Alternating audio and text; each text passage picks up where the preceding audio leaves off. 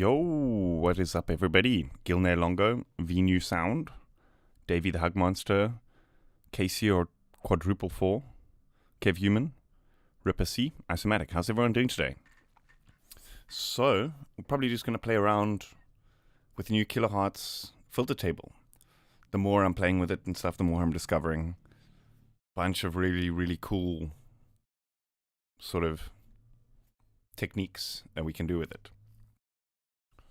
So, yeah, I'm just going to play around a bit with the filter table, maybe some other things, probably mostly filter table. And maybe do a bit of a track from scratch type of vibe. Seven State, how are you doing? Harry Nightingale. Let's get into it. I think we could maybe start with like some kind of call and response type of lead. Maybe start with the simple things. And then we can start doing some more experimental type of things. This is just something that like I put together where let me perhaps turn off all this weird modulation that's happening here. So FilterTable has these in the factory pack. There's a folder of color wavetables. These basically, I guess for a very quick explanation, turn FilterTable into kind of like a pitch map type of thing, where it only allows frequencies through that are like tuned to a pentatonic scale, and then you can actually key track it, right? So that it's kind of like the pentatonic scale is like locked to specific keys. So for example, if we play a C, it'll be C pentatonic, and then only frequencies within that will come through. So it's kind of like a pitch map, although you can't select your own custom frequencies in that, but I guess you could by making your own wavetables. Anyway, so this is just really cool to kind of get those more gnarly sounds to kind of sound a bit more musical.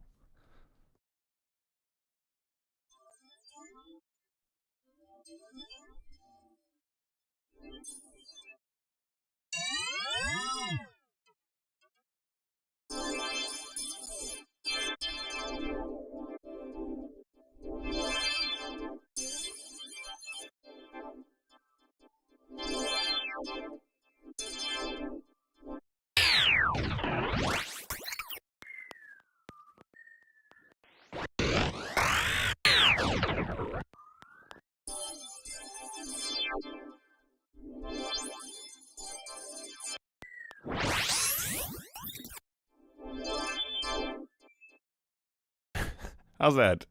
Crazy.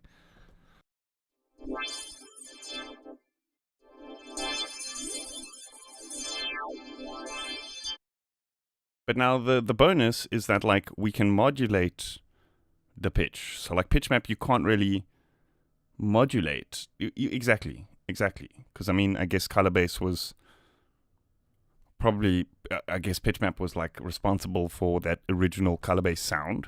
Do you know what I mean? So that's why it sounds like that. But we can modulate the pitch. So we can kind of like do the frequency thing, but then make them all weird.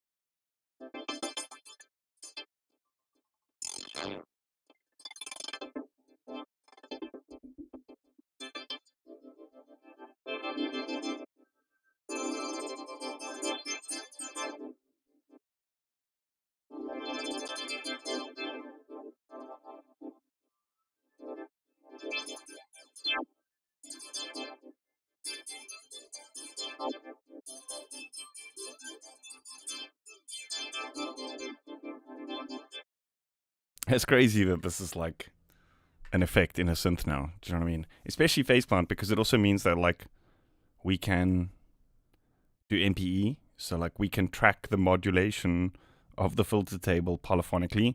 Of course, it'll destroy CPU, but the fact that you can do it, it's pretty freaking wild. Imagine polyphonic pitch map. Crazy.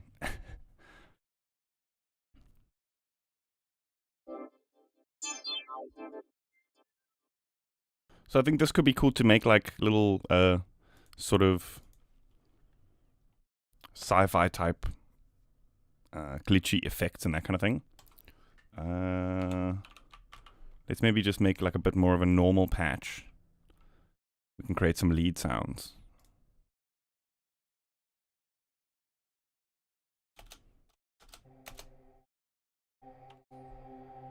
I actually want to render this pad out, a couple of bars of it.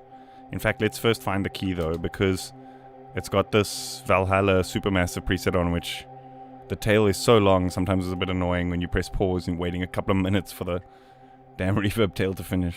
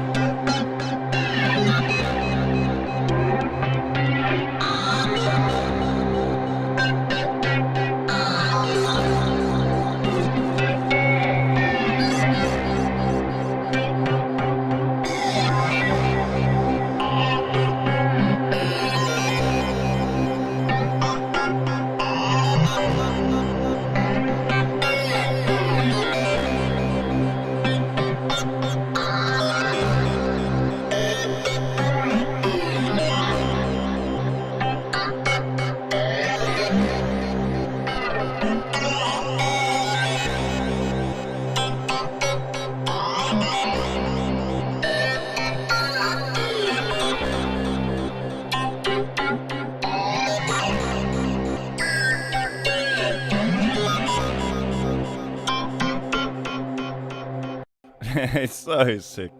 Hey, Dada Junior Toaster. How's it going? Yeah, you can also make some really cool, like, watery kind of sounds by just modulating that cutoff on one of the more spectral presets. Let's see, maybe we can kind of, like, mix it in here somehow.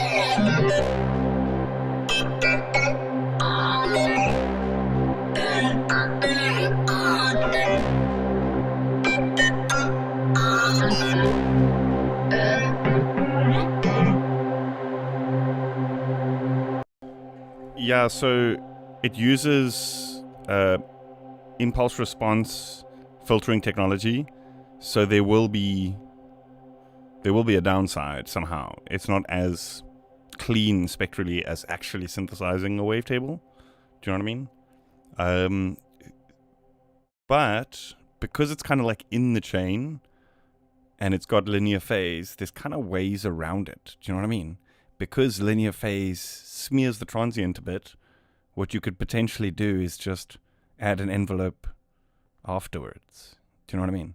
And kind of just add the transient again how you need it. Do you know what I mean? So it's really cool. I think a lot of people have been asking for a linear phase filter system somehow, some shape or some form in Faceplant for a while now. And the fact that like this is it as well as a bunch of other things is really cool. But it is pretty, it's not very clean in terms of EQ or actual spectral processing, even though that's kind of what it is at the core. But you will always get little, there will always be some kind of trade-off, whether it's phase, whether it's timing, you know what I mean? Because it's using a bunch of filters.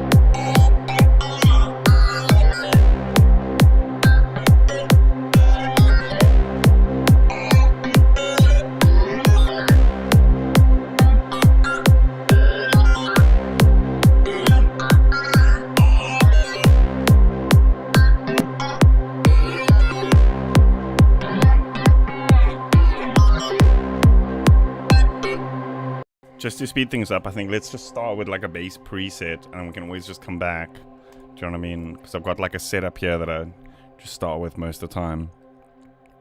Hey, anybody else is tuning in? And VUZUV, how's it going?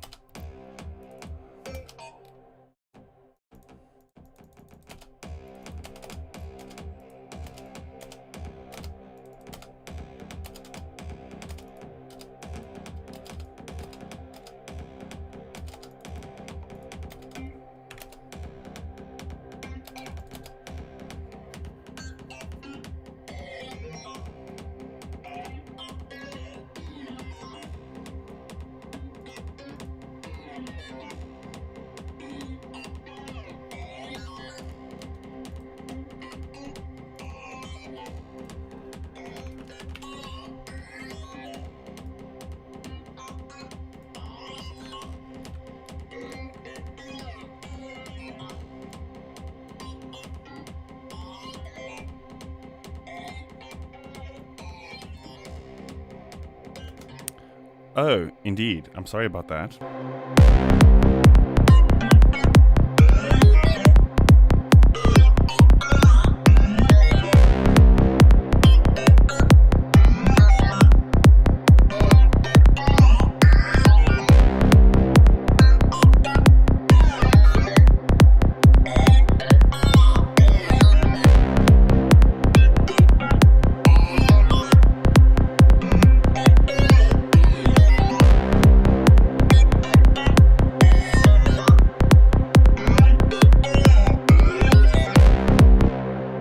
It's so weird, like my hand just naturally rests there just from so many years of using a computer. Do you know what I mean?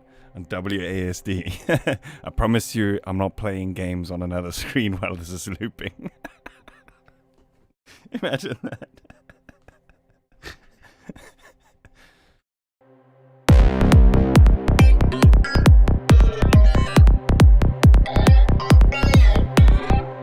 I'm just like thinking and like feeling the groove and thinking like what's happening next, you know what I mean? Good spotting though.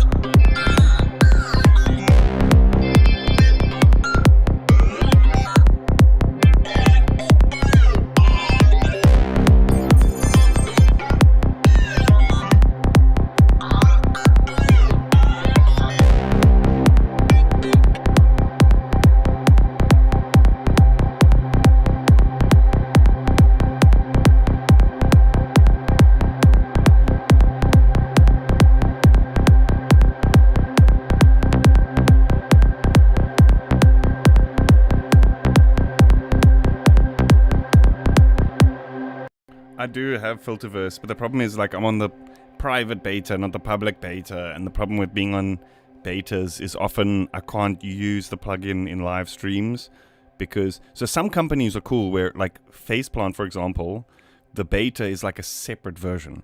So I can use the normal Faceplant on stream while the beta has different stuff happening in the background. Does that make sense? But a lot of plugins, specifically like Filterverse, it's one thing, so I can't use it because there's stuff there that's still in the private beta, if you know what I mean. But it is sick, you're right. It's very cool.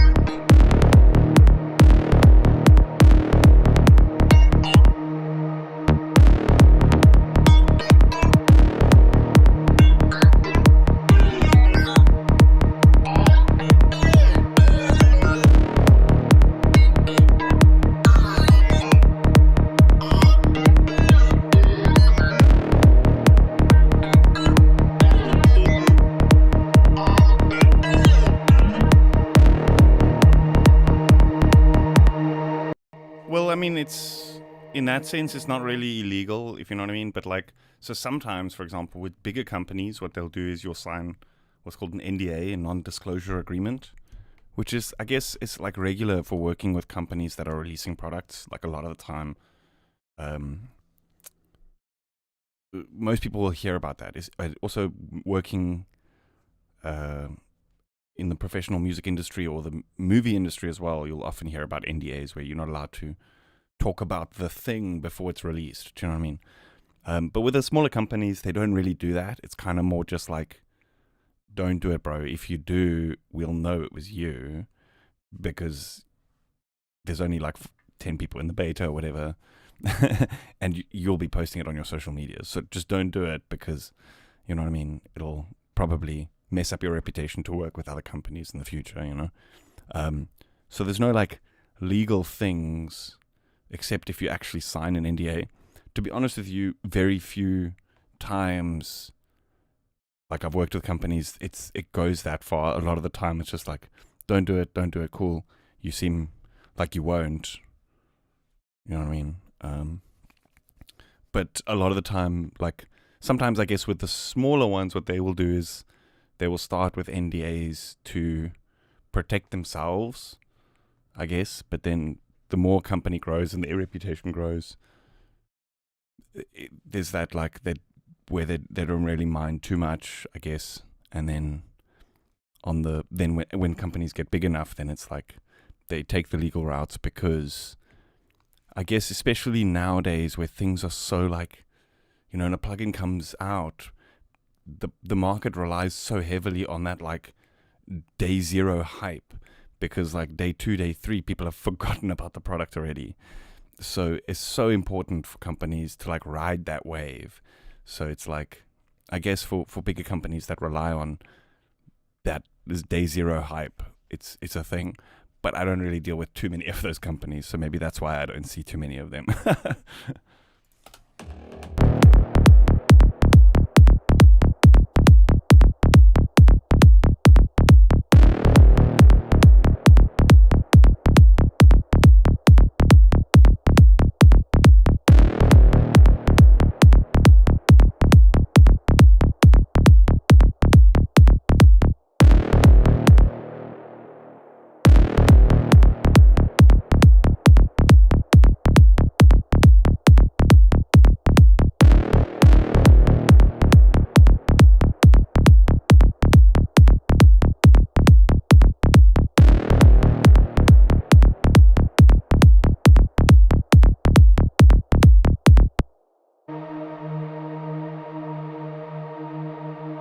The thing is, Kilohertz have actually been very clever about it. Is they've been leaking little bits of information about it themselves since about like a year ago, I think.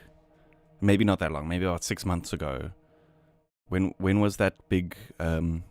Was it NAMM, the big music festival, a big music convention, where they started leaking bits about it? I guess a lot of the time the reason why they don't want people to use it is because of the bugs. So, for example, if I'm like here trying to talk about how cool a thing is and it's crashing the whole time, it's going to make a bad impression on the product too, you know. But I guess some of the companies don't mind too much because it helps them build up that initial hype, you know, for the smaller companies.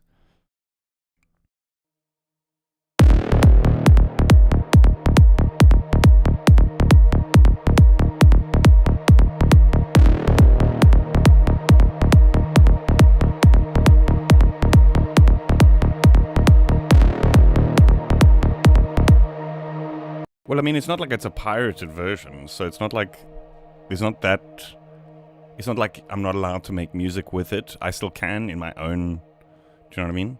I'm just not allowed to show it on social media and that kind of thing. But it's not pirated or anything. Like, I still have the legal license to use the thing when it comes out, you know. Quite often, like, I actually buy the software. Like, I'll start out buying from the companies and then build up a good relationship with them. Then, of course, get free shit down the line. I'm like, you know, I still do, like, of course, but like, yeah.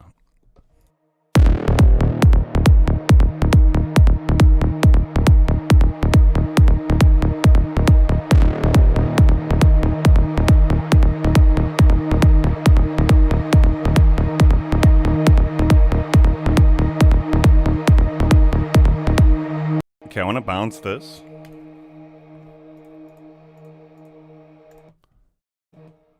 Because then it's just like a lot easier to work with if it's in audio, do you know what I mean?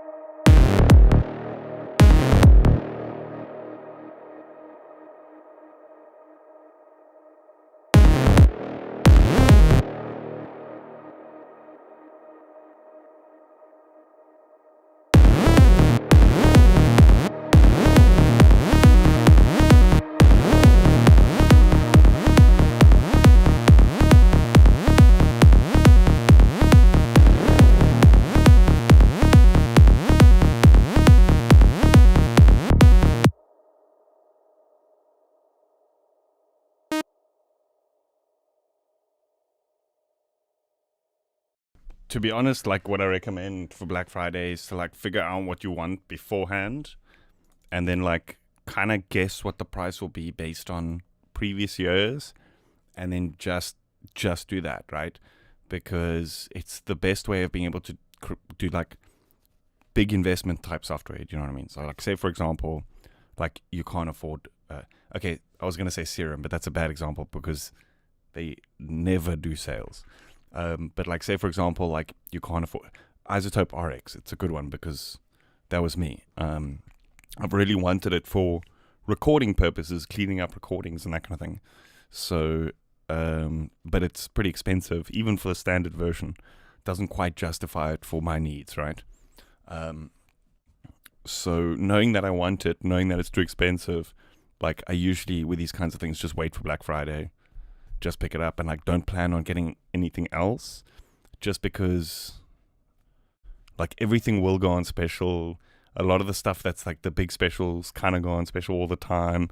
So it's a tough one because like as much as I could like, recommend all these like sick deals and everything like that. Like, the best thing to do is to like figure it out first, save the money, and just spend that, because you end up getting the thing that you need, and then you don't come out the other end thinking, shit, I still need RX, and now I've spent all the money on all these other plugins that maybe I don't need. Do you know what I mean?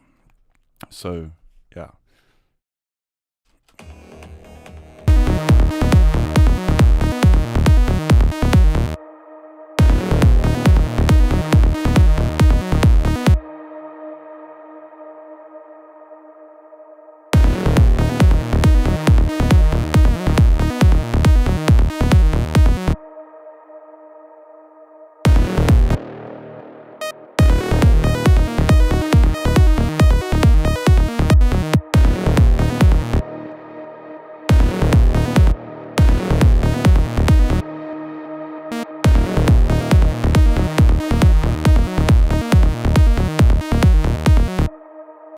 Thanks, Buzz, and same to you.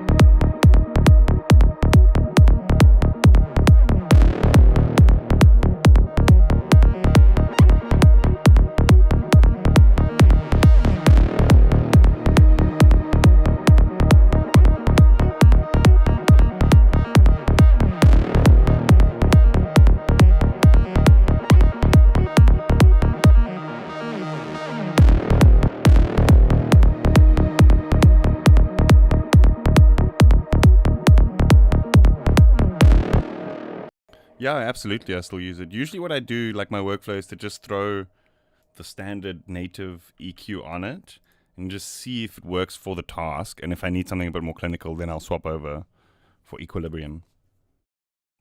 But yeah, for like kick and bass and that kind of thing, I'll often use it.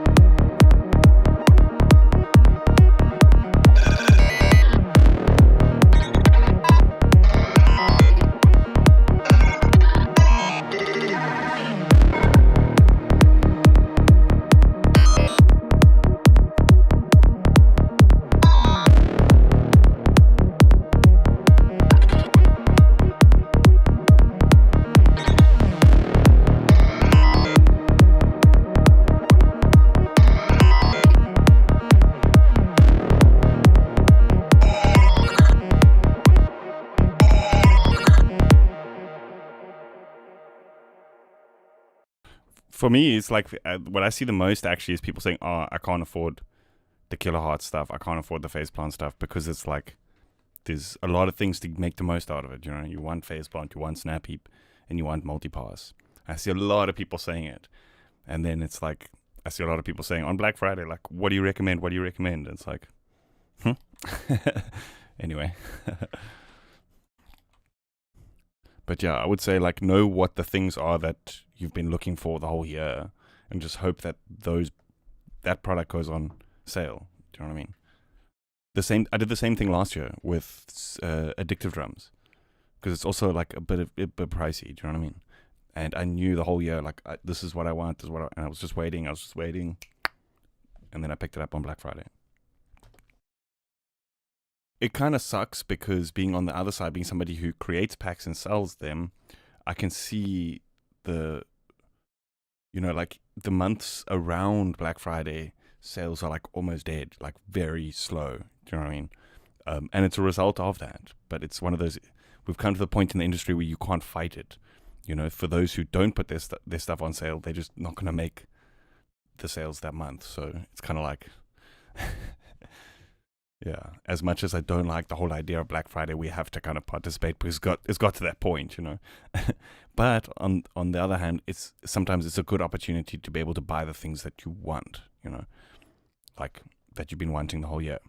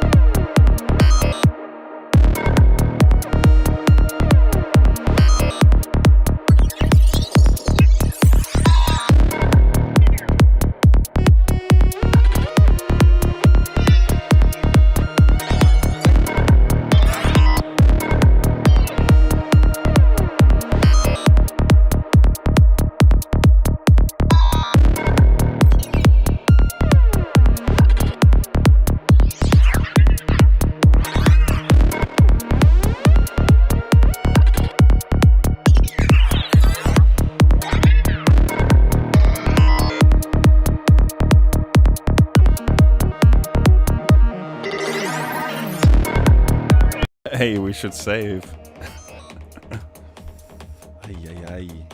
I gotta take a quick 2-minute break.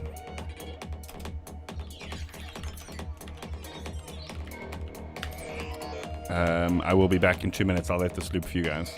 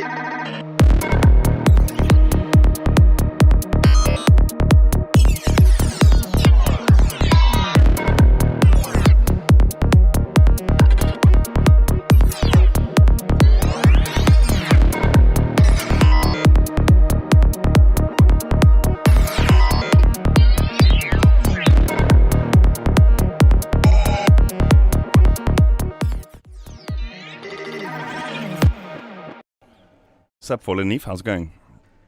Yeah, exactly. I think the problem now is not like what item to choose. It's like to just choose an item, like whatever it is, to just pick a piece of software and master that, or pick an instrument and master that, because the industry has a way of like hooking you into always finding an excuse to why you're not progressing as an artist. Do you know what I mean? And it'll be like, oh, for guitarists, it'll be like, oh, your tone is not good enough. You need a new pedal. You need a new amp. You know what I mean? Or for studio folks, it's like your preamps aren't clean enough. So it's like, oh, you need this clock into this sound card, and then this preamps, and then this console, and do you know what I mean? And it's all just distractions from mastering what it is that you're doing. And at the end of the day, like, you can use whatever it is and you can make a good tune. Do you know what I mean? Obviously within within limitations. I just had a bit of a brainwave, folks. FilterTable is a vocoder, actually, because it's filtering bands, so it's actually a digital vocoder. I think, because you can tune it, you can kind of key track it, right? So technically it's a vocoder. Except the difference is that, like, the synth is kind of built into the thing. Yeah, it's a vocoder. That's sick, dude. What?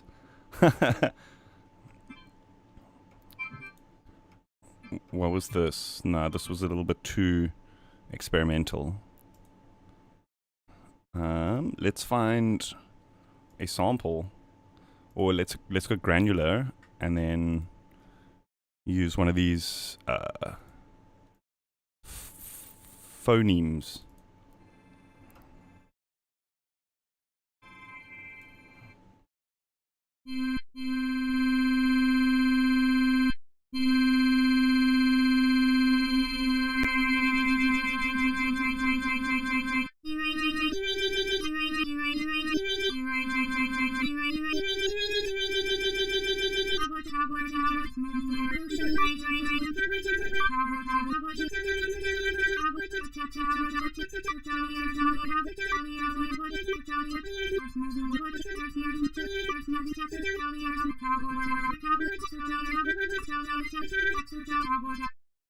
That would go hard with a hip-hop beat. Actually, I'm pretty sure I've heard something like that.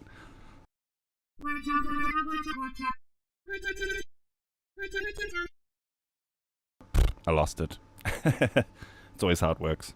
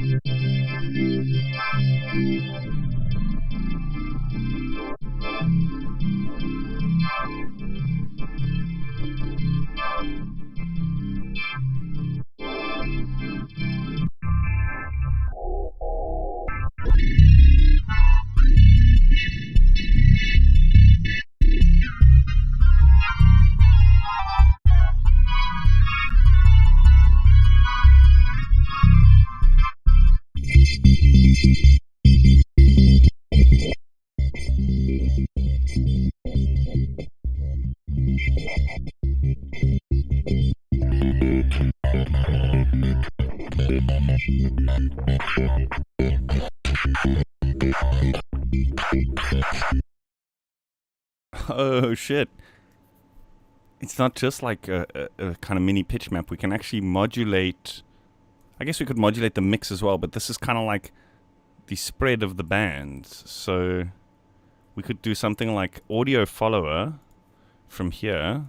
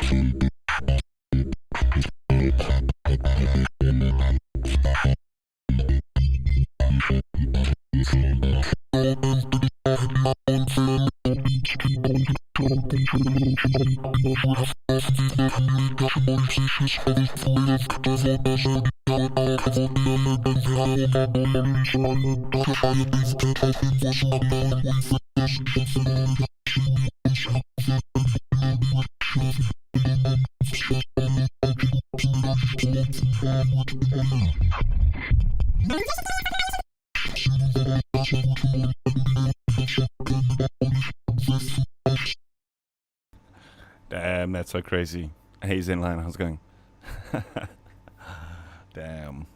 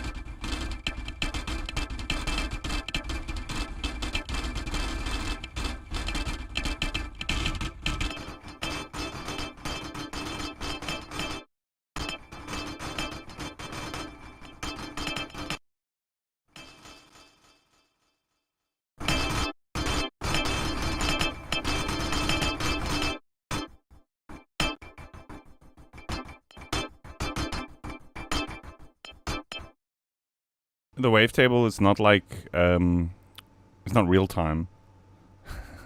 Soon, bro. Soon. There's just something that I'm trying to finish up first.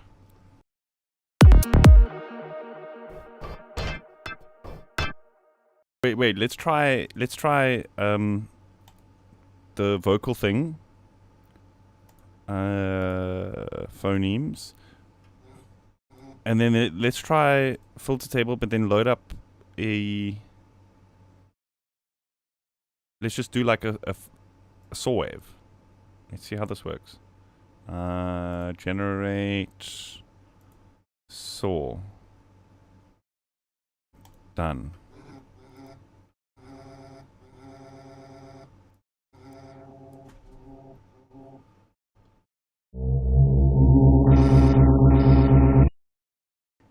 Oh, we need to key track it. Hey, Cider, how you doing, dude?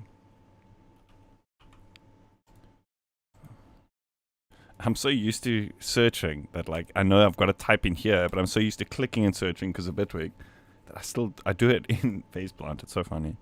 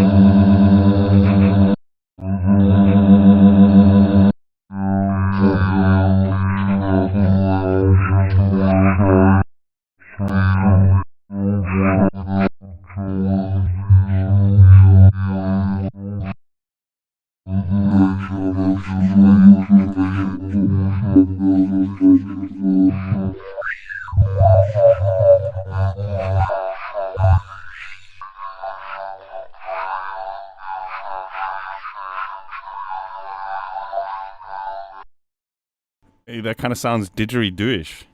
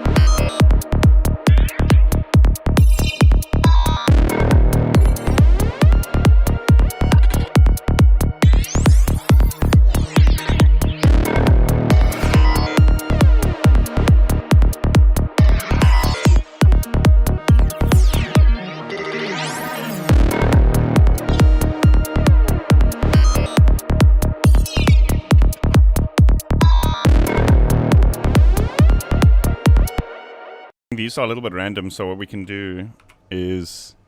Hey, thanks. I think we can bounce it and then like cherry pick the best parts.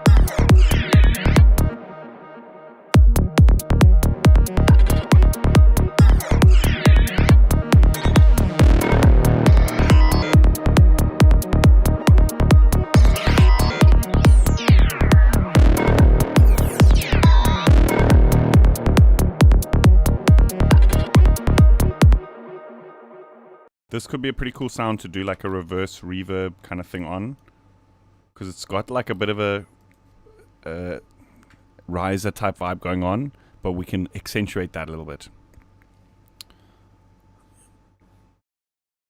Yeah, astral projection, very good stuff. About their leads. Hey man, the thing I can tell you about that is to just focus on the MIDI. The sound and the processing can come later, but astral projections, their lead lines, like the writing of their MIDIs, that's, in my opinion, what sets them apart. Their sounds are good, but most of the time, like, you can recognize them as kind of like maybe saw wave with a bit of distortion and a filter and those kinds of things. But it's more just getting the sound right and then the melody, I would say.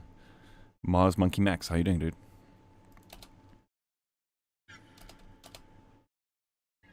Yeah.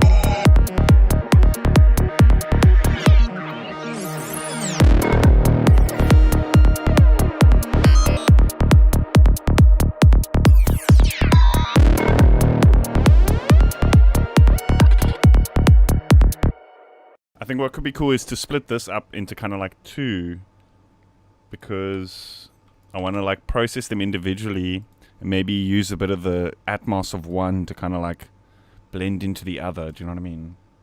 So let's duplicate this and then delete these. For example, like here, we could just use a quick kind of like stab of that in between this as well. Do you know what I mean?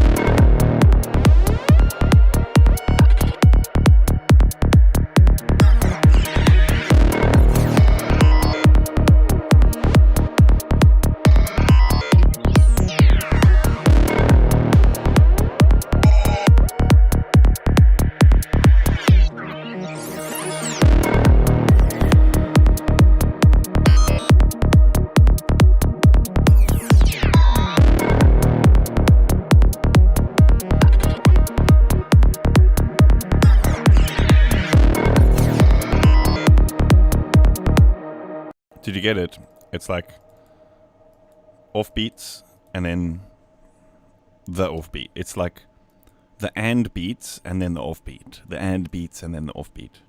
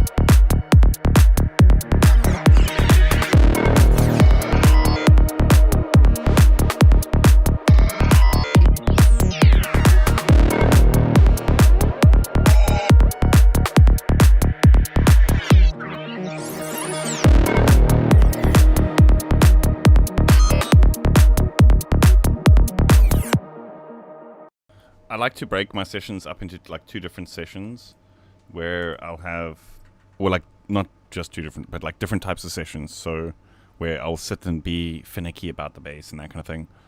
But it depends. Like if I'm feeling more creative, then I'll kind of just use a preset that I've created, because no, the snare, that's something that I created. I think I've actually got a tutorial coming up on how I made it. It's actually a pretty interesting technique. It's pretty nerdy, so I'm not going to get into it now, but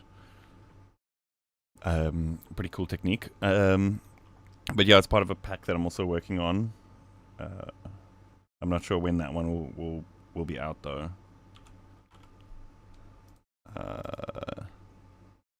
Yeah, so I try to, when I'm feeling more creative, try not to worry too much about like the finicky things. Like I'll just and then when I'm in that mood, I'll actually create a preset that's gonna that will be, so I can just like put it on and it's got all the settings already in place and everything that I need to just go. Do you know what I mean?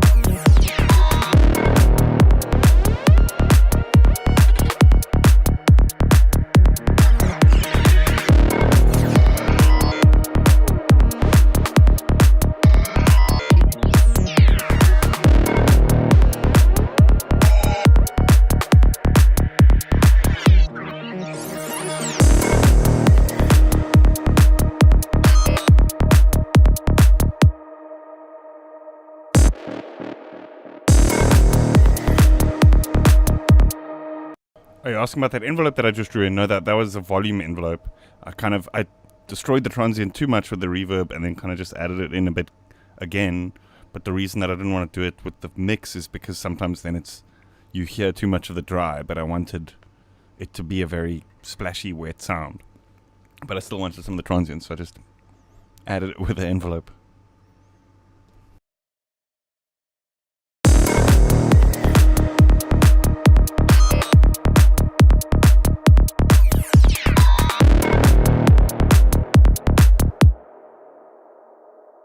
What might be cool is to create like a secondary bass line with some slides, which we can maybe program just with the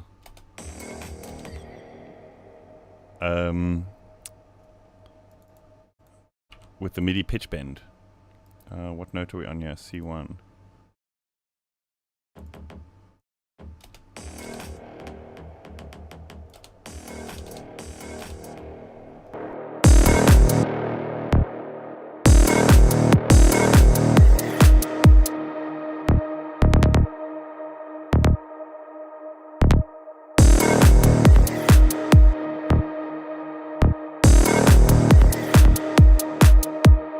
For this though, we'll have to turn up the sustain on whatever the filter envelope is,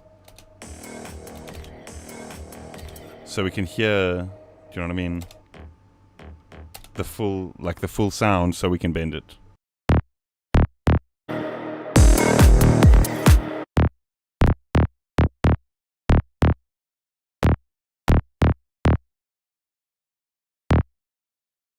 Oh wait, this is... We should probably set this to sustain.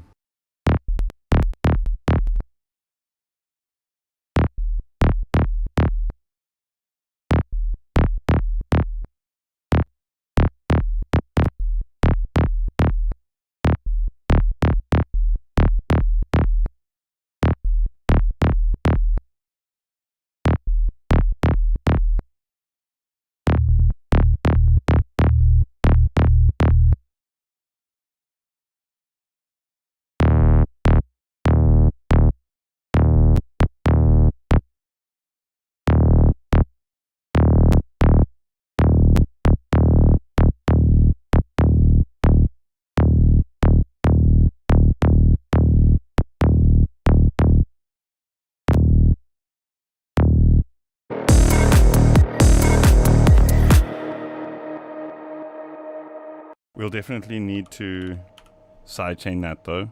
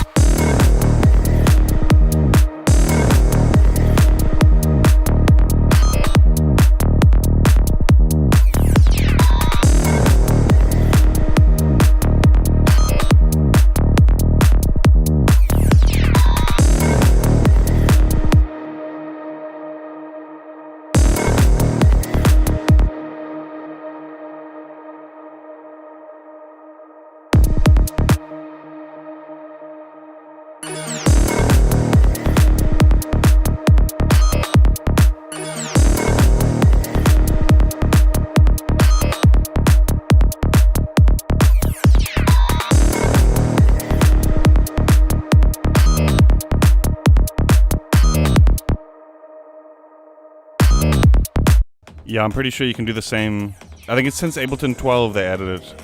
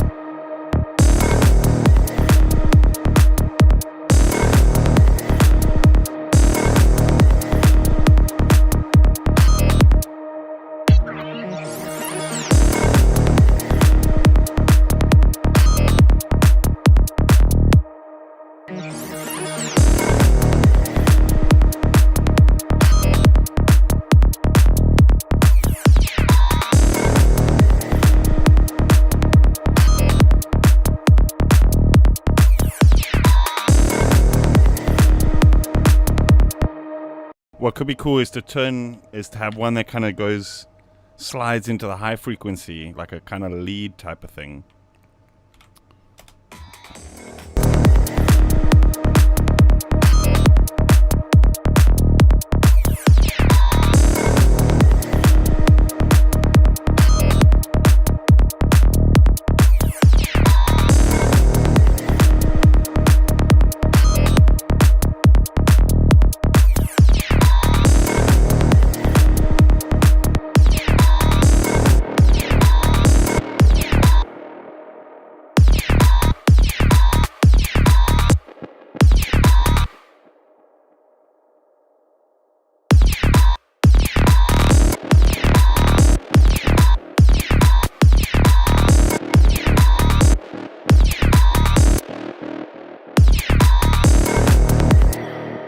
Hey, MindB, how's it going?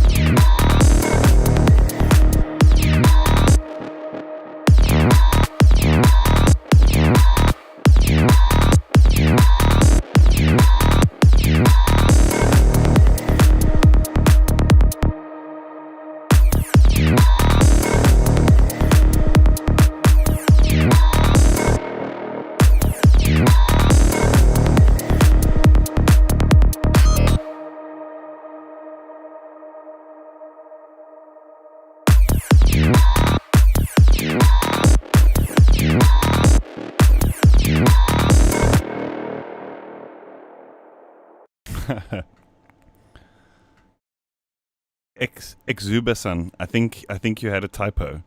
I think that less than is supposed to be a greater than. Understandable, because the keys are right next to each other. So typos like that are totally understandable.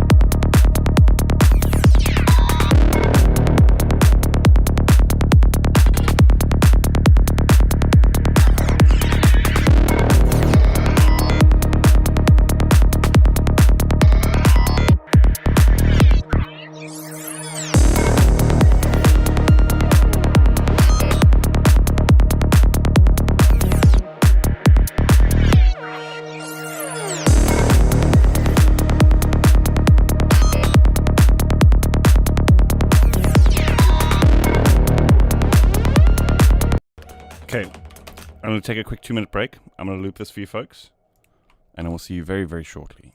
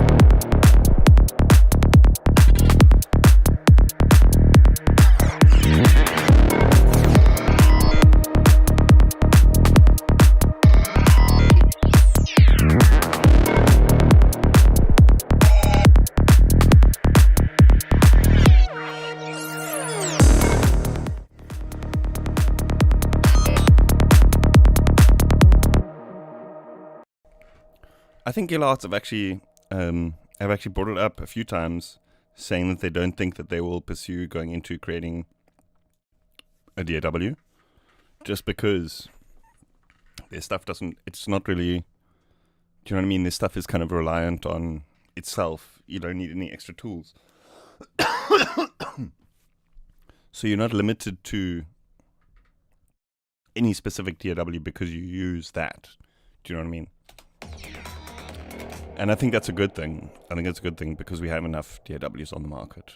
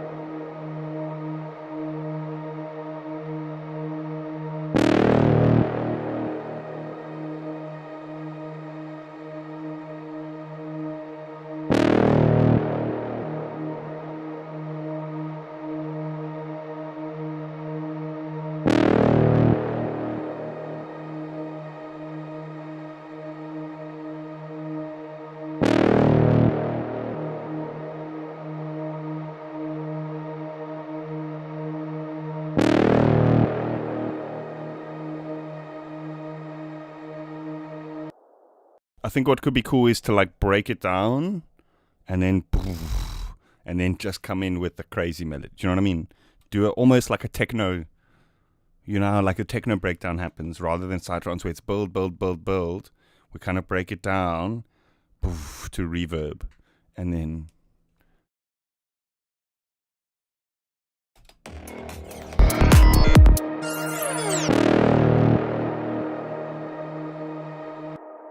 I guess we're gonna have to know what we're building to, so maybe we can start writing the melody.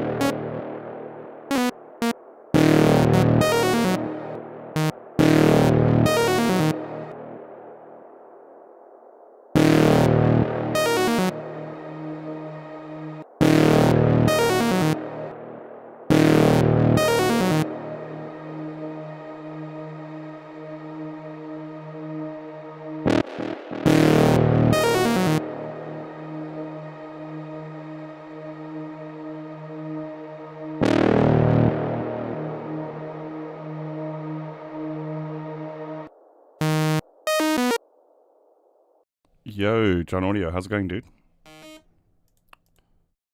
Trying to figure out like what notes are in my head. I've got like a melody in my head and like trying to translate that. Yeah, something.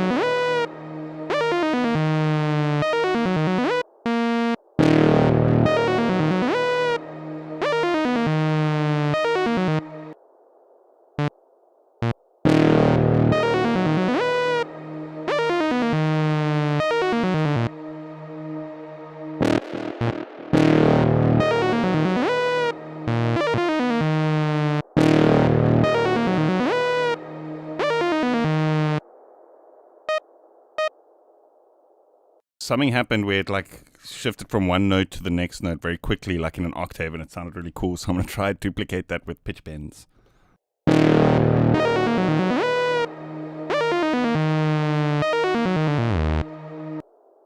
Reminds me of an analog synth, and just like flipping the octave switch is something that like is quite common with like the Korg MS10s and 20s, SH101s that have like a octave switch that clicks, click, click, click. It's pretty cool to like jam that while you're playing a lead. It kind of sounds similar to this.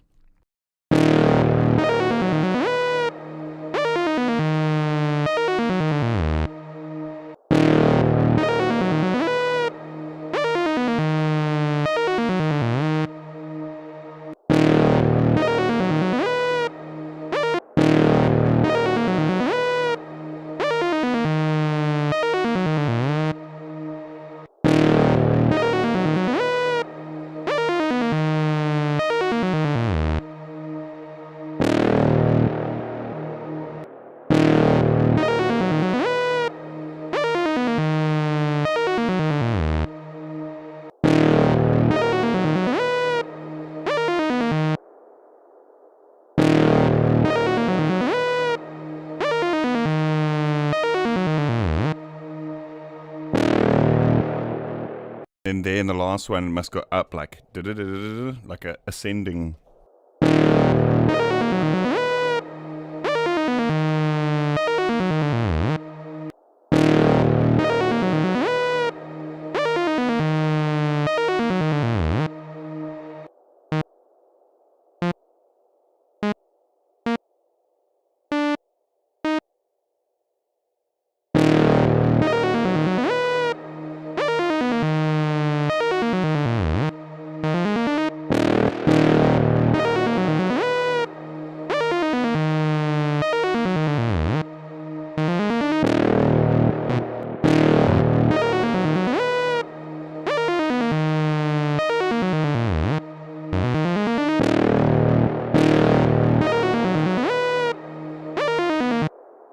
I think I'm going to make a patch for this one.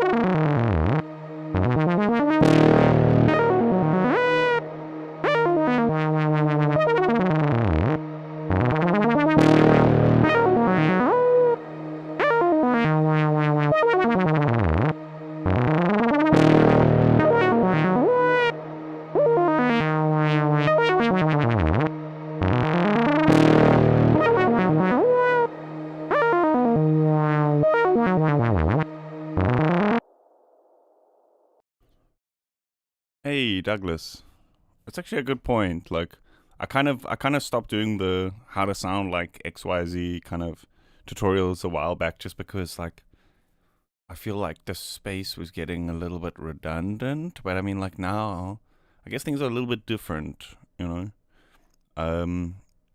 And also the tools have changed quite a lot. Whereas a lot of the time with those older videos, it was like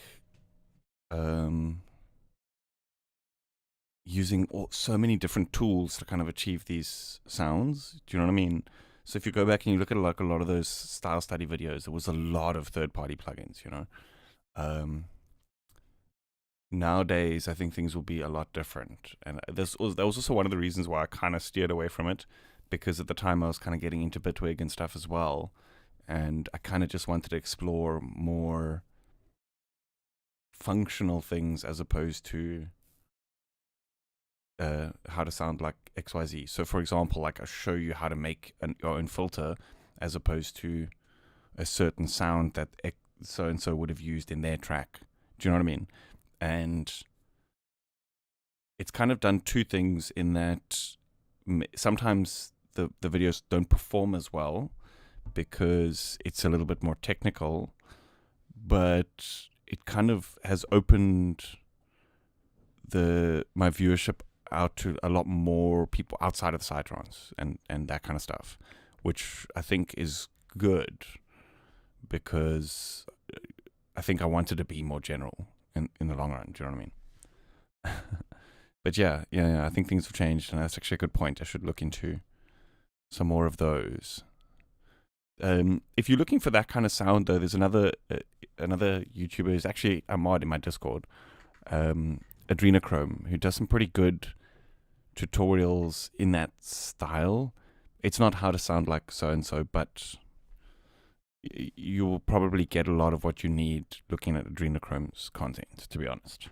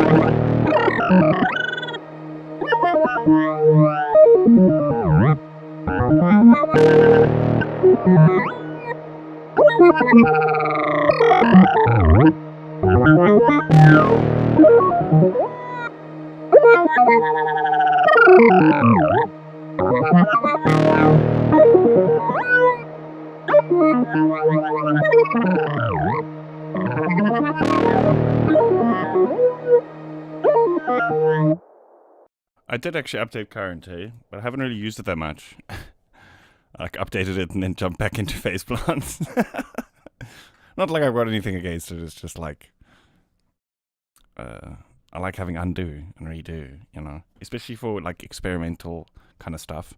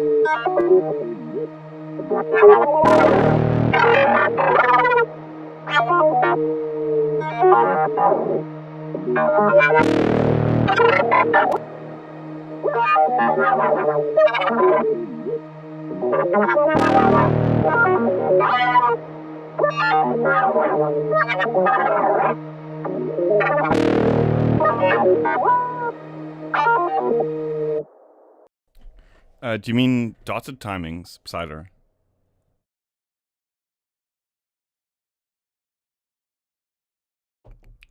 Because I think they're much of the same thing. It's just that 1/4 dotted is slower. It's like half speed of 1/8 dotted. But the rhythm is kind of the same. You still get that, like, do you know what I mean? Especially with ping pong, it kind of like beats off beat. Can you explain what is Spencer doing to this preset exactly? I just grabbed faceplant. I was making my first patches. So this patch is kind of just adding a little bit of extra kind of wiggly texture. It's kind of hard to explain.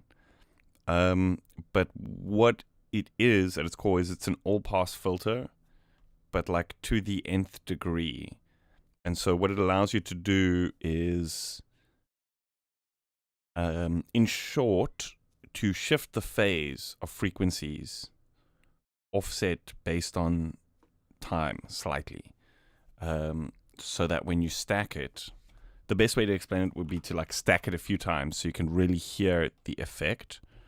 So what I want to do is just take like saw wave, and then we'll do a sharp envelope on the pitch so that it's like a pluck.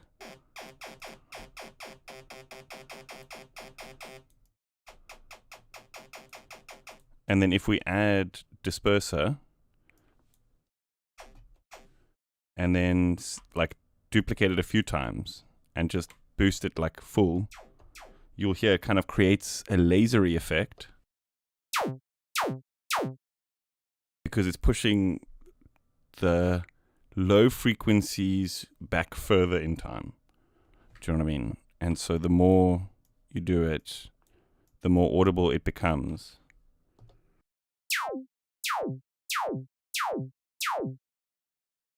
But in more complex patches, like say for example, we have like, let's take this away and let's make it more sustained. And we have like some crazy modulations going on. Random on the pitch. Oh no, that's too much.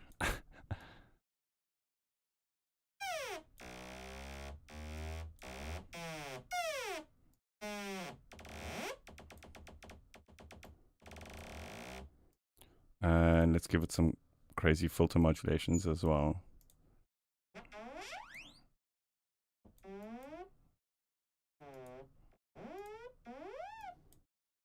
Then what it does with like more complex patches is it often ends up just adding like a bit of extra wobble to the transient.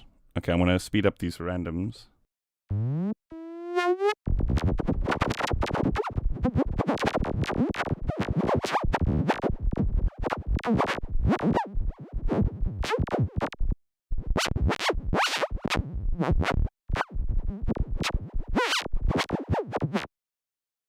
Do you hear that? It kind of adds a little bit of a, like a noise.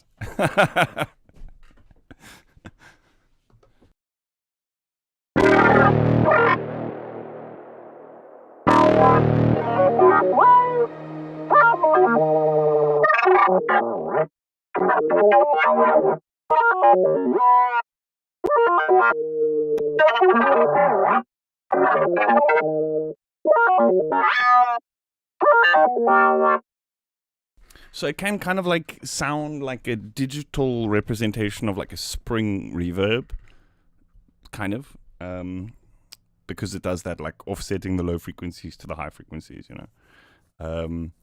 But like in these more complex patches, it just kind of adds like a little bit of a,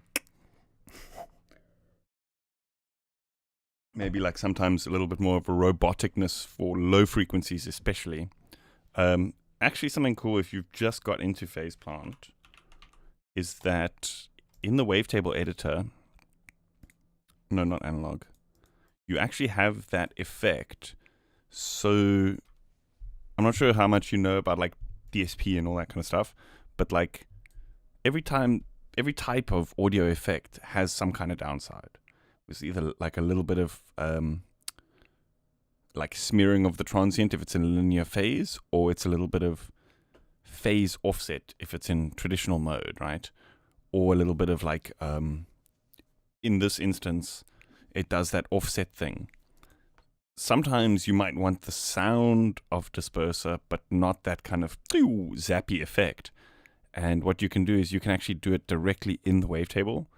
So if we just draw a saw wave here, boom, done, and then go disperse. That's basically like what a dispersed saw wave would look like, but we don't get the zappy effect. We just get, so the interesting thing here is if you look at the phase of the spectrum, let me press cancel here. the phase of each of these bands is like exactly offset, like left, right. And then what disperser does is for each harmonic, it offsets the phase slightly. So what ends up happening is you end up getting a bass sound that translates better into other environments, because you're much less likely to hit a standing wave because the phases are all jumbled. But the result is still quite similar in terms of the frequency response.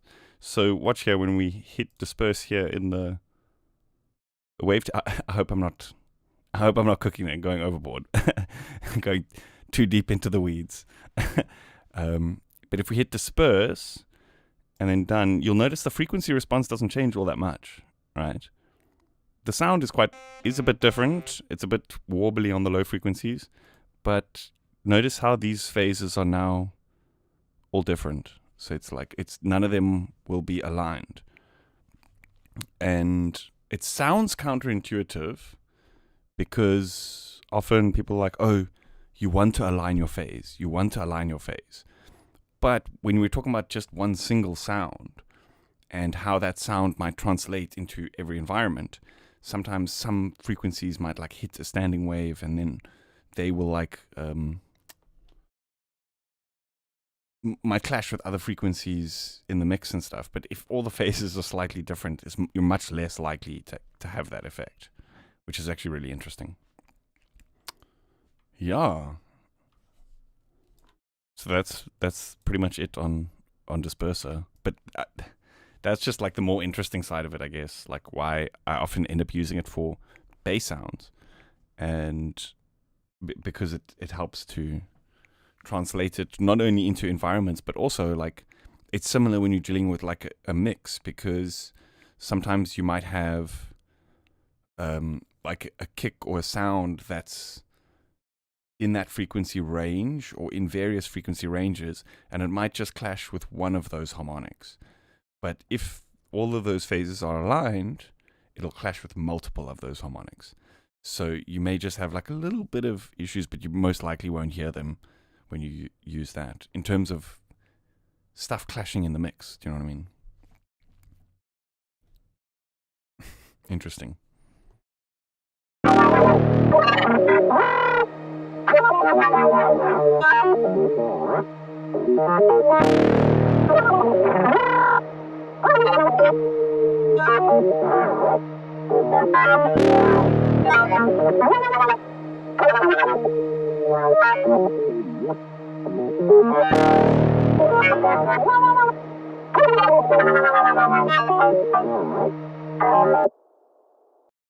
Well, you can't, because then the EQ just adds more. It just offsets the phase even more. So the interesting thing is that a filter, which EQs are made out of, how you make a low-pass filter is with an all-pass filter and then another all-pass filter, and it's somehow linked, right? But it's two all-pass filters. So if you're worried about the phase offset on one all-pass filter, the EQ is going to do double that amount because it's two all-pass filters. Does that make sense? And that's for each band in the EQ.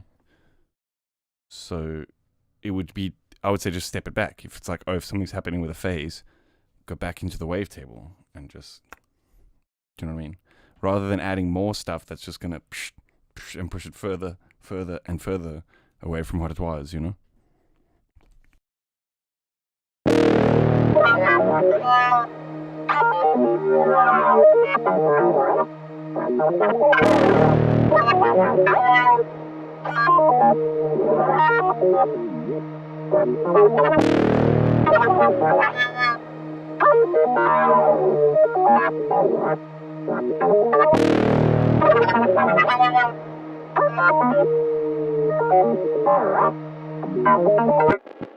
But like in cases like this, for example, this is like less clinical. I'm using the disperser more just like for fun, for that sound. I'm experimenting. Do you know what I mean? So it's more like in terms of like the basses and that kind of stuff.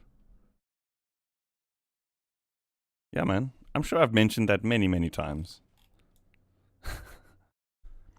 If not, it's like it's on the disperser website. Like it's there. I'm pretty sure. I mean the Kilohertz website, like on the disperser landing page.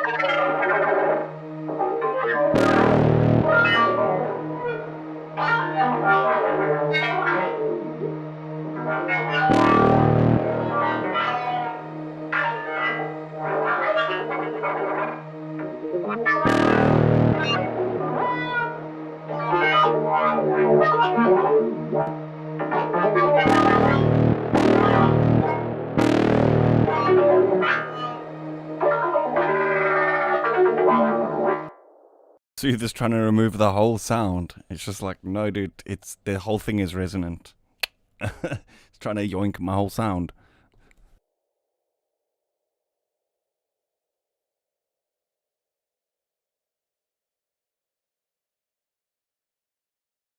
No, but I mean, like,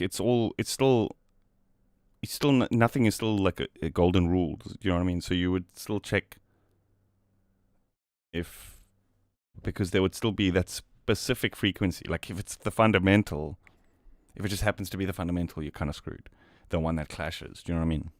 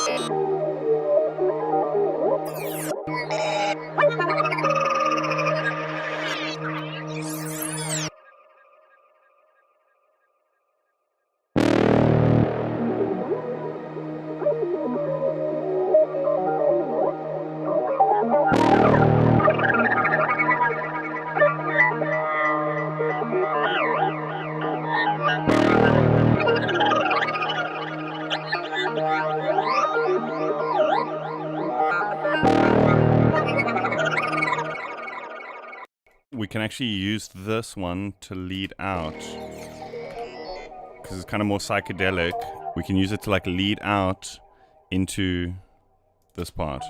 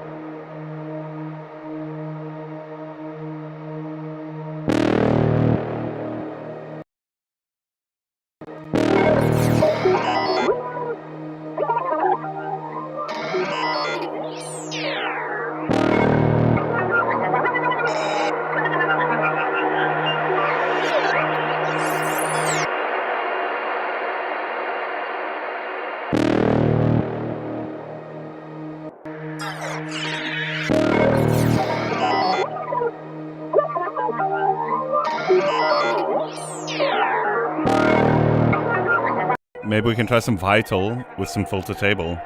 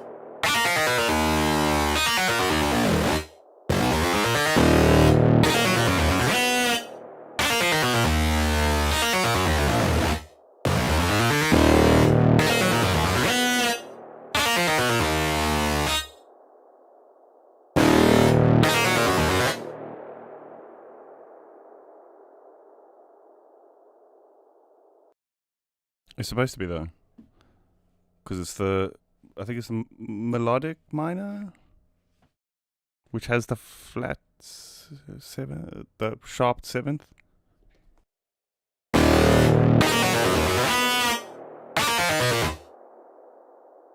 Oh yeah, it's because I had to enable the MPE in the actual patch itself because of the bending makes use of the MPE. Yes, you're right. Actually, in while I was flipping through the patches, yes, some of those bends were off. Yeah. Why do I use transpose instead? It's because I find it much easier to play because I know fewer things, so I can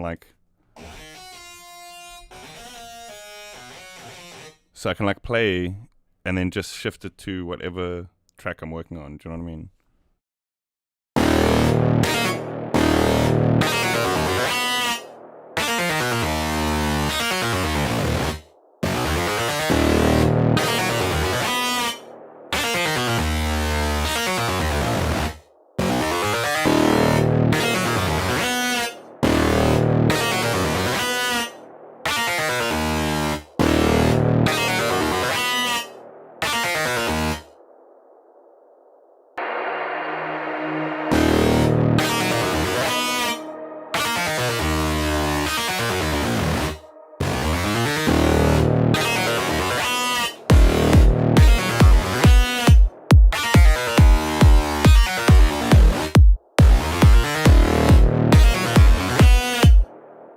It also makes it easier to memorize all the modes in one key, and then you could just write in that key and then just shift it to whatever. Do you know what I mean? So it's almost impossible, except if you're a music theory freak, to be like, oh, that's a F harmonic minor because this G is a flat. Do you know what I mean? Props if you can, you know what I mean? But for every single of the 12 notes, every single of the 12 common Western music modes, it's not happening. You haven't memorized 144 different play styles. or maybe you have, but you're probably not watching music production live streams if you have.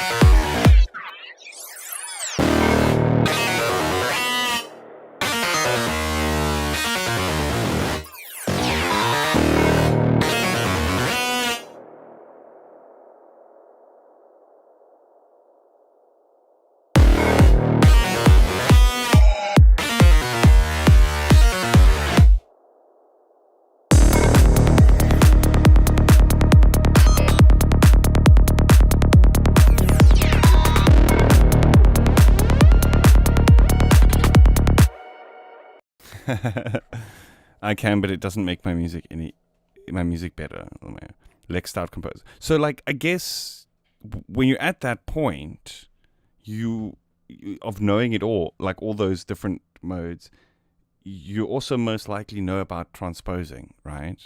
It's like one of the first things. And so I can understand it from a piano player's perspective, where you get a different sound by how the keys are laid out, whether it's a black key or a white key. Do you know what I mean? Like, but from a composition point of view, like putting in the keys, I don't think there's any difference, because it's all just either a +1 or a +2. Do you know what I mean? And also, if you only have like a 3-octave keyboard, you're actually making a better use of space, because if we're playing in the G, we only have 2.5 octaves, right? Okay, Gunji, dude, we hear it too, bro. We hear it too. Chill. I'm producing live. I don't know if you know. Like, it's pretty tough to like make a track in a couple of hours. Usually takes a few weeks, you know. But if you're playing in the G, you don't have space to go up. Do you know what I mean? So if you just boom play in the C and transpose, you're actually making a little bit better use of space.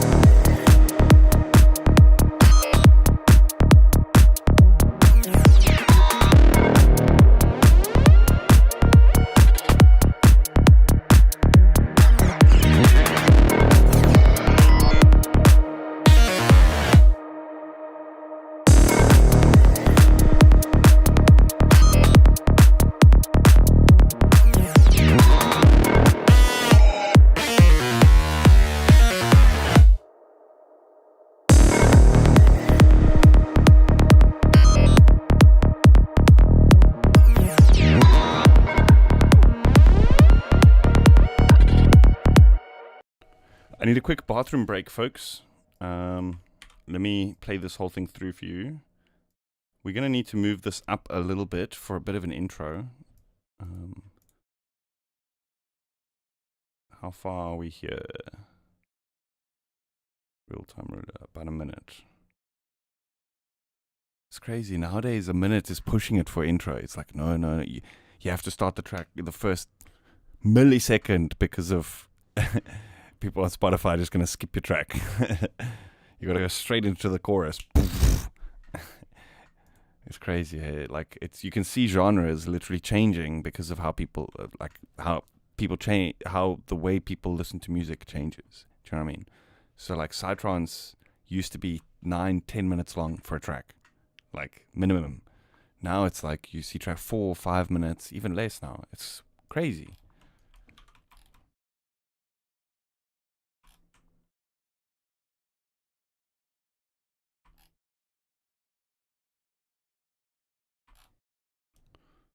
Okay, folks, I want to be right back.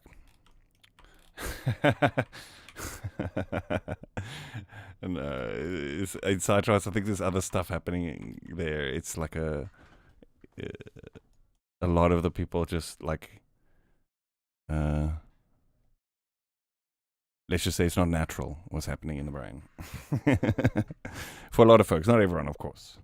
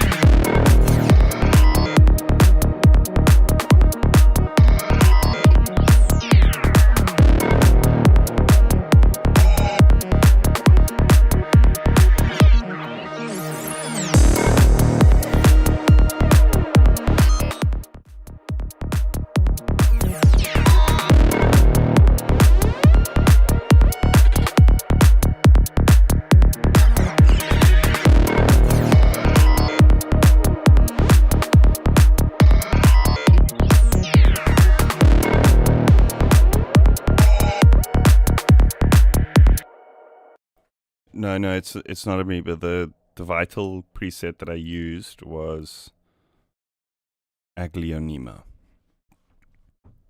I think it's from number 2, volume 2 of my vital pack.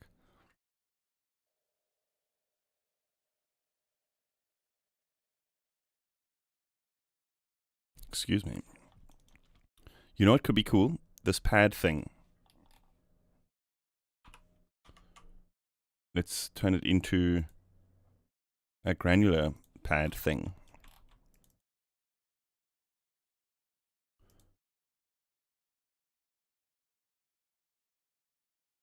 Where is it?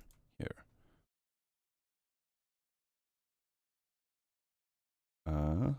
Wait, no.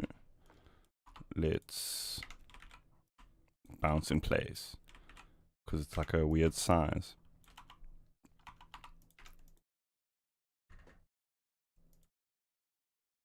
And then we can drag it in as a granular. Cool. And so if we set this to the note that that is, then it will track chromatically. I think it is actually.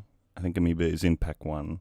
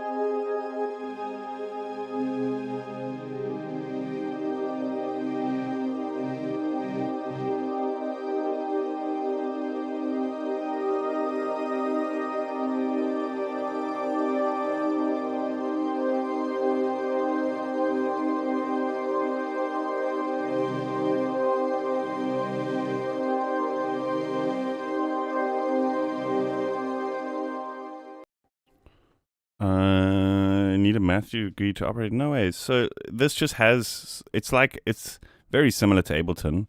Just what you're seeing here is a little mini scene window inside the arranger window. And I just use it to kind of save little clips. So it's like, oh, I want to use this later, save it here in there. But like, you don't have to. It just looks a bit different, but it's very similar. If you can use Ableton. In fact, to be honest, Ableton is more complicated because of one reason, that every single little thing's settings menu is in its own little thing. So to enable MPE on a MIDI clip, you've got to go in here, right click on a MIDI note and open the MIDI settings there. Then the other settings are like here, right click, open this settings, open that settings. Every single thing is in a different place. So you actually do need a math degree to just even set up the settings in Ableton. Whereas here it's like Control Enter, everything. You can just search it, toggle it on and off. So it's the least complex DAW because Control Enter, and you've just got everything like searchable right here. Do you know what I mean? And then you can execute it from this window. So if we want to open up the browser, boom. Do you know what I mean? No, I didn't start the war. I'm ending the war.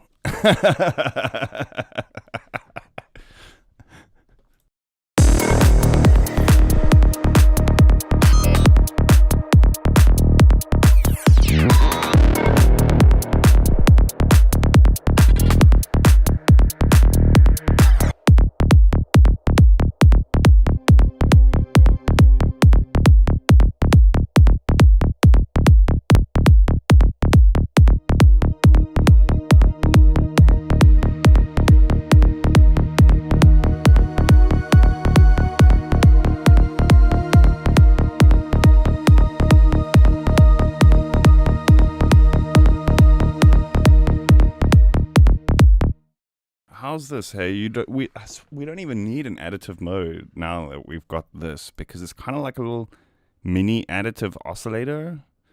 I guess it can't do impartial, inharmonic partials, but still, it's amazing. I guess actually, if you just do an inharmonic note, now it's doing inharmonic partials because we've set it to polyphonic. Do you know what I mean?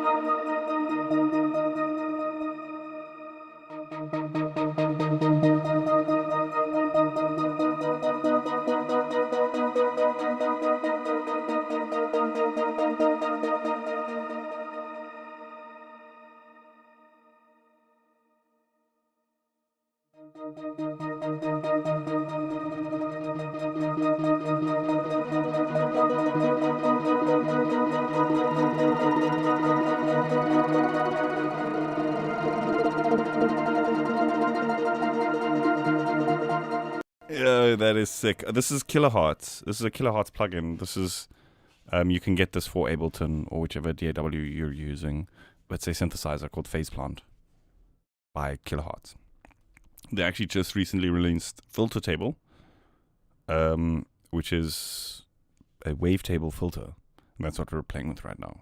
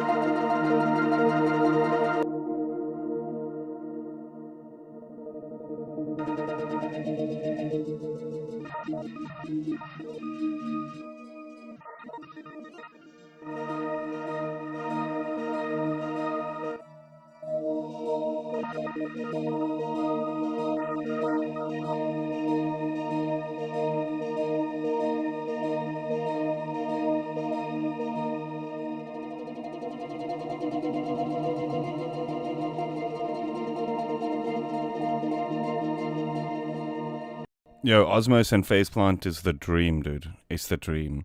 Because Phaseplant is kind of just set up to work with MPE straight off the bat. Like, you don't have to set up anything here. You just set the bend range to whatever you've set your hardware. Osmos 2, I've got one as well. So, like, I've actually created a lot of patches specifically for it.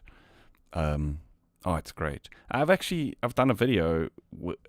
I did an Osmos video, and in that, I kind of just showed off, like, how cool Phaseplant is for Osmos. I was kind of, my idea was to show, because I've got quite a few, a lot of my followers are into Phaseplant. So I was kind of trying to show, like, this is the kind of perfect keyboard for, or MIDI for Phaseplant, you know. And I think even the Kilohertz people agree. I think they've even got an Osmos.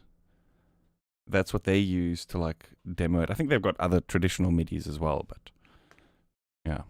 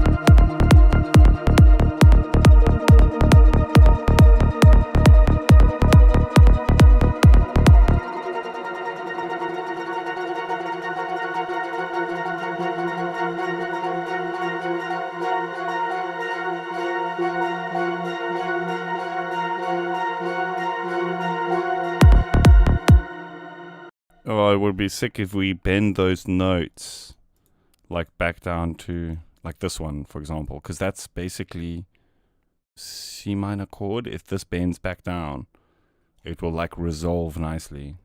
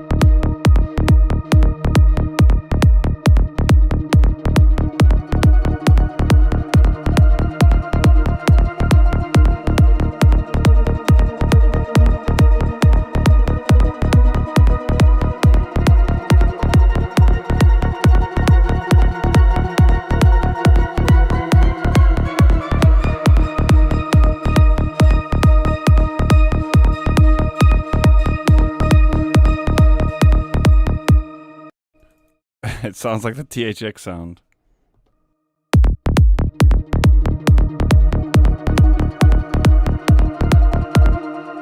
But I think it sustains for too long. We should maybe...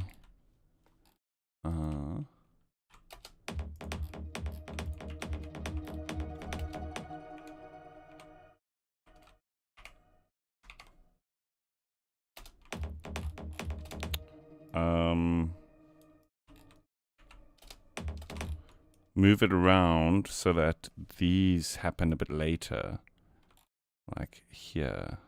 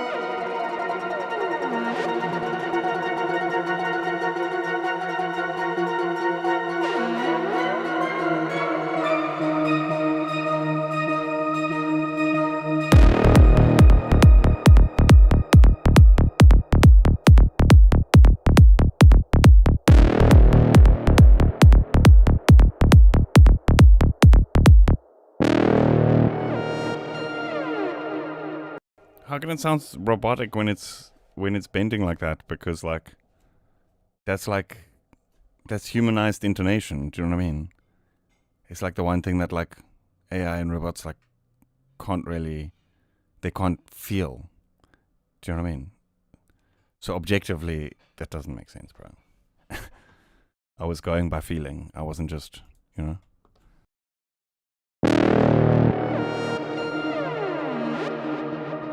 I think it's fucking epic. Because it builds this tension and then it resolves at the root note. And it's just like, everything kind of, it's tense and inharmonious, but you can kind of feel it building towards that harmony. And then the kick comes in, boof, boof. I think it's beautiful.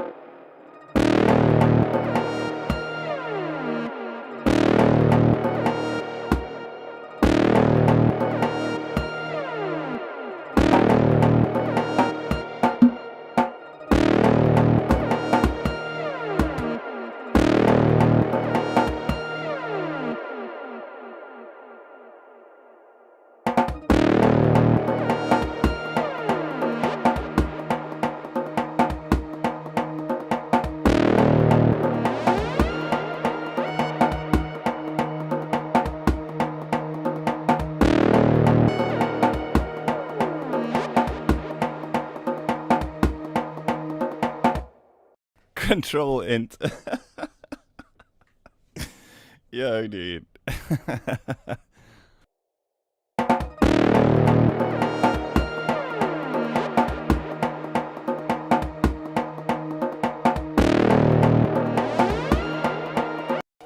I've set up this patch so that it's like different layers. Each one has like a different drum sound. And so I can, I think 7, 8, and 9, and 10 are like jingly sounds.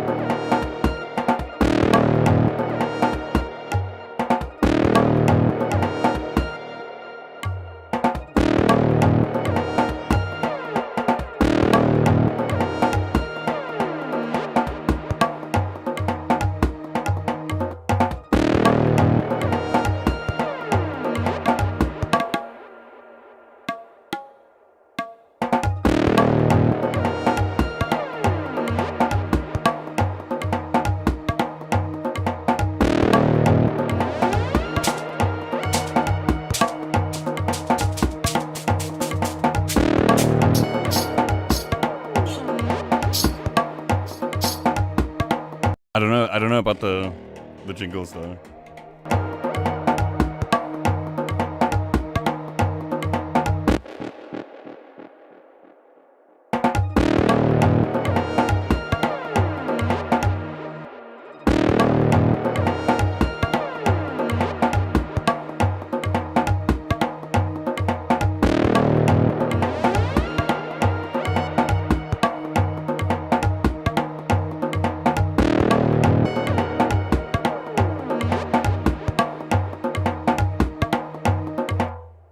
Have you seen this like this plugin that the company has like collaborated with other creators? Can't remember what it's called, but it's like they've somehow scraped or they've like learnt a bunch of stuff, like sounds from that producer, and then like you can choose that whichever producer's AI to like make your sound. So it's like ethically sourced from that producer. Do you know what I mean? Because they're collaborating together with it. I can't remember what that plugin is called. It's a crazy system. I think it's pretty expensive, to be honest, but I think it's pretty cool. I mean, like, if anything, no, it's not. It's not Suno. No way. Suno is in no way collaborating with artists. They're just stealing, as far as I know. Bad.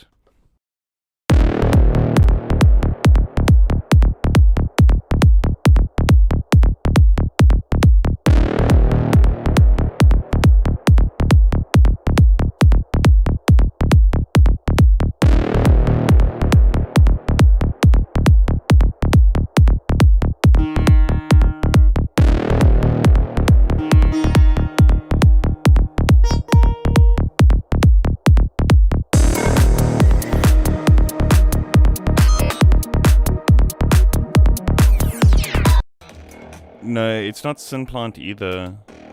It's like lesser known. I can't remember the name now.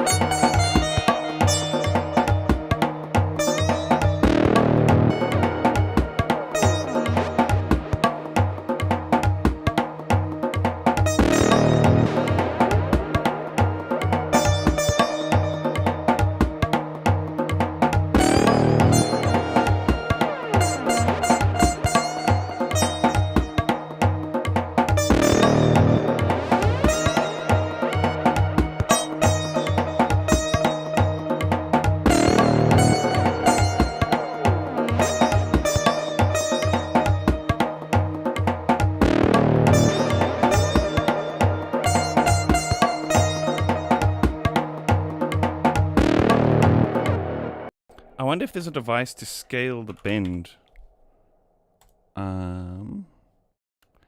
No, that just creates a pitch bend, I think.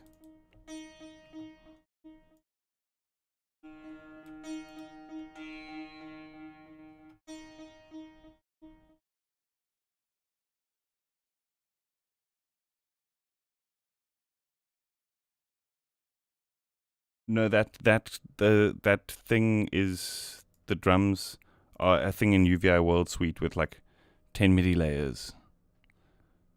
Do you know what I mean?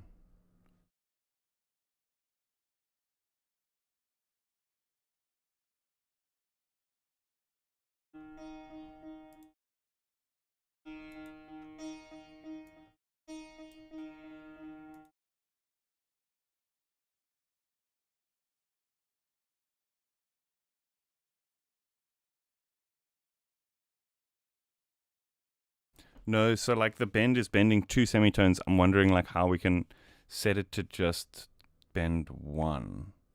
If there's like a device, I'm sure there is one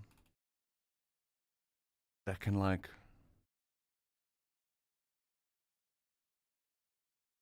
change the pitch. Do you know what I mean?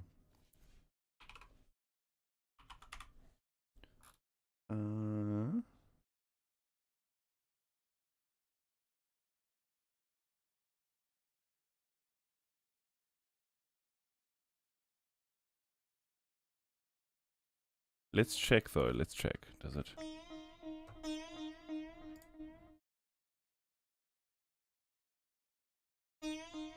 No, it doesn't. It doesn't make a difference. It's fine. I'll just have to. I'll just have to be super accurate. I could just play it on the Osmos, but I'm here. I don't feel like moving things.